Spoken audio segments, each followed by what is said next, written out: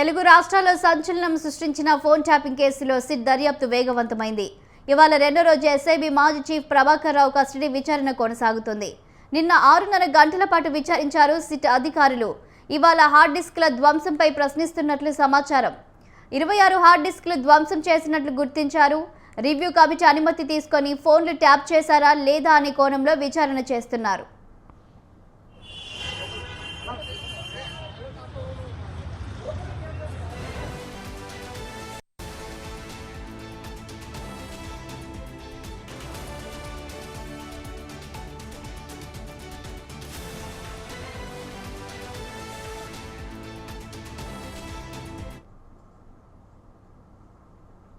ప్రభాకర్ రావు వినియోగించిన iCloud, Gmail ఖాతాలే కేంద్రంగా SIT విచారణ సాగనున్నట్లు తెలుస్తోంది. ఆయా ఖాతాల్లోని సమాచారాన్ని విశ్లేషించడంపైనే సిట్ ప్రస్తుతం దృష్టి సారించడం ప్రాధాన్యం సంతరించుకుంది. ప్రభాకర్ రావు 5 క్లౌడ్ ఖాతాలను, మరో 5 జీమెయిల్ ఖాతాలను వినియోగించినట్లు గతంలో సిట్ గుర్తించింది. వాటిల్లోని సమాచారాన్ని విశ్లేషించడంలో భాగంగా జీమెయిల్ ఖాతాలో 4 పాస్వర్డ్లను, ఐక్లౌడ్ ఖాతాల్లో 2 పాస్వర్డ్లను అప్పట్లో ప్రభాకర్ రావు నుంచి సేకరించింది. దీంతో ఎఫ్ఎస్ఎల్లో వాటి సమాచారాన్ని రిట్రీవ్ చేయడంతో పాటు గూగుల్, యాపిల్ కంపెనీల నుంచి సమాచారాన్ని సేకరించడంలో నిమగ్నమైంది. ఒకవైపు ఒక జీమెయిల్ ఖాతా ప్రస్తుతం ఉపయోగించడం లేదని గుర్తించింది. అలాగే మరో ఐక్లౌడ్ ఖాతాను ప్రభాకర్ రావు అమెరికాలో ఉన్న డివైస్తో లాగిన్ అయ్యారు. ఆ డివైస్ ప్రస్తుతం అక్కడే ఉండడంతో ఆ ఖాతాలోని సమాచారాన్ని విశ్లేషించే ప్రక్రియ ముందుకు సాగలేదు. ఈ నేపథ్యంలో ప్రస్తుతం సేకరించిన పాస్వర్డ్ల ఆధారంగా ప్రభాకర్ రావు వినియోగించిన డివైజ్లను విశ్లేషించే పనిలో సిట్ నిమగ్నమైంది. ఈ సమాచారంపై స్పష్టత వస్తే ఫోన్ అక్రమ ట్యాపింగ్ కేసు దర్యాప్తును ముందుకు తీసుకెళ్లే కీలక ఆధారాలు లభిస్తాయని భావిస్తోంది.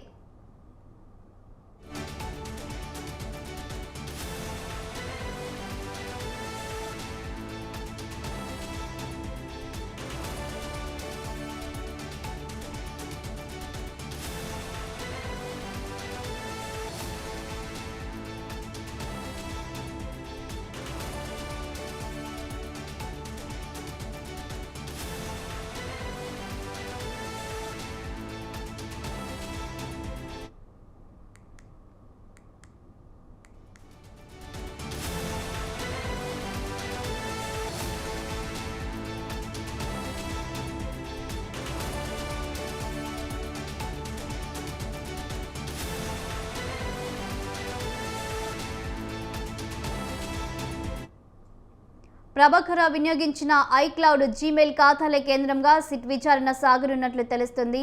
ఆయా ఖాతాల్లోని సమాచారాన్ని విశ్లేషించడంపైనే సిట్ ప్రస్తుతం దృష్టి సారించడం ప్రాధాన్యం సంతరించుకుంది. ప్రభాకర్ రావు 5 ఐక్లౌడ్ ఖాతాలను, మరో 5 జీమెయిల్ ఖాతాలను వినియోగించినట్లు గతంలో సిట్ గుర్తించింది.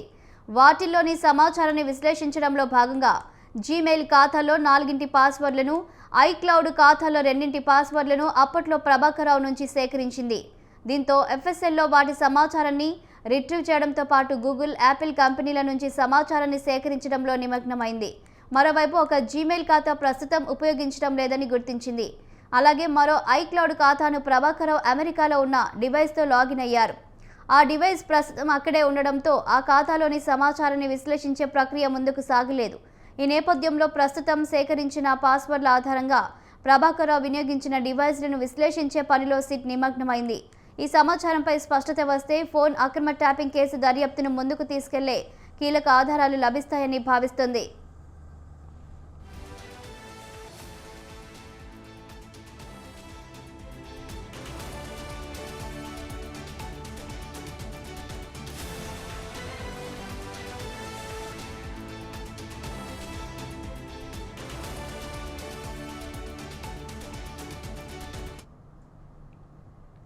సిట్ విచారణలో తన సెల్ ఫోన్, ల్యాప్టాప్ లాంటి డివైస్ల పాస్వర్డ్లు తనకు గుర్తులేవని ప్రభాకర్ రావు చెప్పడంతో సుపరిచితమైన 10 ఆప్షన్లను ఎంచుకొని పాస్వర్డ్లను గుర్తించాలని అప్పట్లో సుప్రీంకోర్టు ఆయనకు స్పష్టం చేసింది.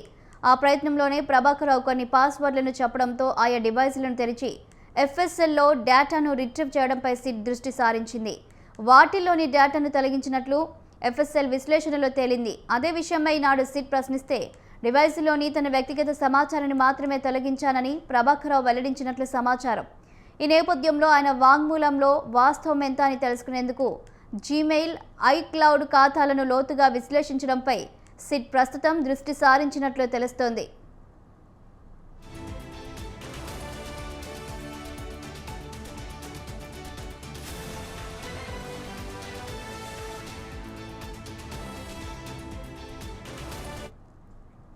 సుప్రీంకోర్టు ఆదేశాల నేపథ్యంలో ప్రభాకరరావును ఈ నెల 19 వరకు పోలీస్ కస్టడీలోనే ఉంచి విచారించనున్నారు. సిట్ కార్యాలయంలో అందుకు అవసరమైన ఏర్పాట్లు చేశారు.